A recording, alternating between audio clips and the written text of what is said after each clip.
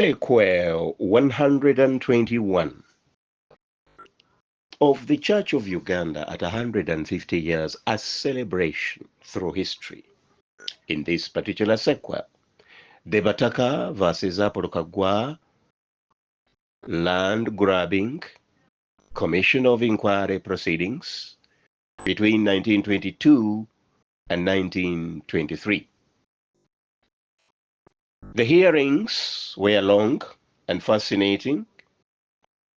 There were a series of public hearings, which, surprisingly, also exposed the corruption and unfair practices during the MAILO Land allocations that took place from almost 1901 all the way to the time of the inquiry.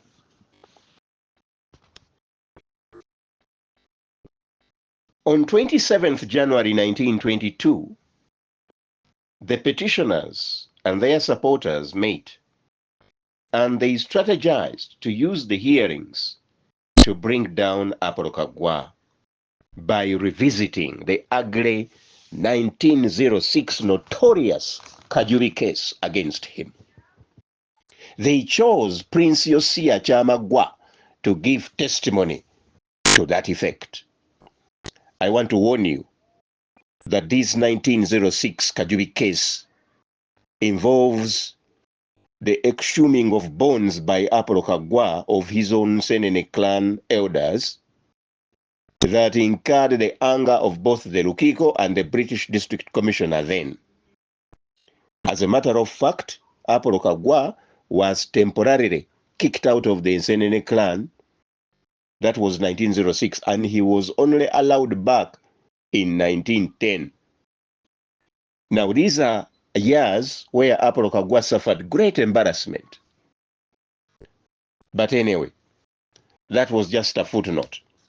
Let me now return you to the proceedings at the inquiry. They have strategized. Their strategy is to bring down Apolo Kaggwa. And they are going to bring that at the inquiry. Which that? As old as 1906, which was a fact. But so many years later, it must have been forgotten. But now, they bring it up. Remember, they have a newspaper, which newspaper is called Munyonyozi, and they are going to soil as much as possible Apolo Kaggwa. Now, this Prince Yosia Kyamagwa took the witness stand, and he testified that in 1906 there was the famous Kajubi case, in which Apolo Kaggwa outraged his own clan members and the Lukiko by removing the BATAKA graves from the land that he received as MAILO land in Ibusuju.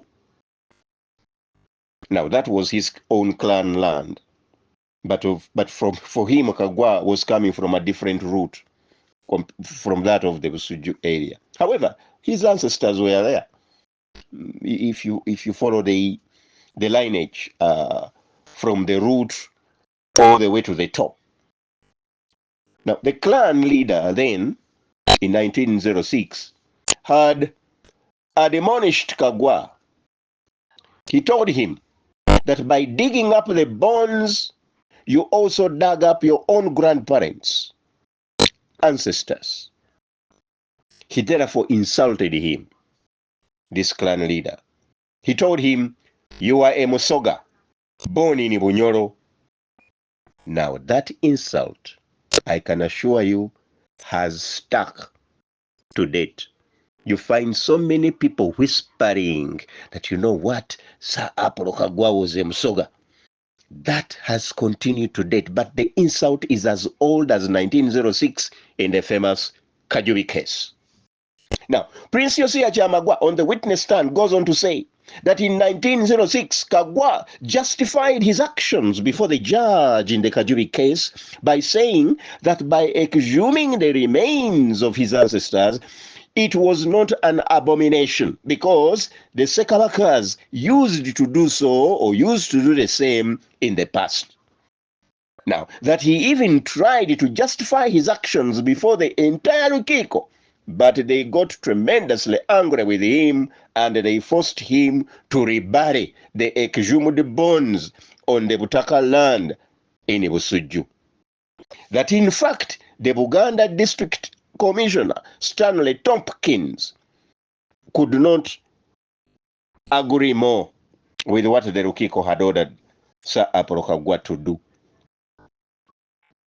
Now, Prince Yosia Chamagwa went on to testify that Masembe, a Mutaka of that time, said the famous words. He said that Kaggwa expressed the utmost contempt for the Nsenene clan, and that's why they kicked him out, only to return later in 1910. He went on to testify that Chamagwa, he went on to testify that Kaggwa had also exhumed Sekabaka Tebandeke. I think that is where Chamagwa as a prince was coming from, because remember, he was Prince Yosia Chamagwa. He was from this Tebandeke Sekabaka, because you see, members of the royal family must belong to a lineage, a royal lineage of a specific Sekabaka. So this Yosia Chamagwa was coming from Sekabaka Tebandeke.